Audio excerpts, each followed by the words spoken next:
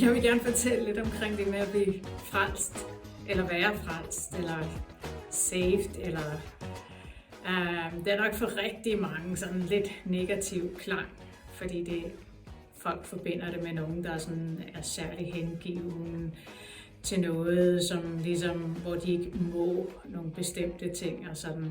Men altså, det er meget, meget enkelt. Altså, det at være frelst, eller være frelst, eller blive frelst, det er jo at blive frelst fra noget til noget andet. Og det er jo sådan set, ikke noget med os at gøre i virkeligheden. Det er sådan set alt med Jesus at gøre, fordi at det var jo Jesus, der kom for 2000 år siden og frelste hele menneskeheden.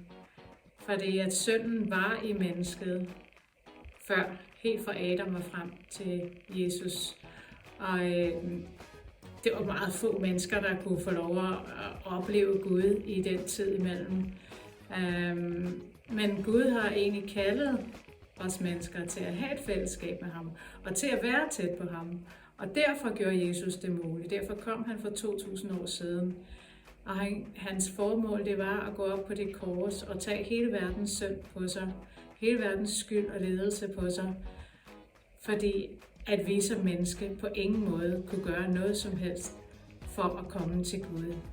Så det hele skete den dag, da Jesus gik på korset og tog den synd. Så det er jo sådan set det, som det er, at man bliver reddet fra noget og reddet til noget andet.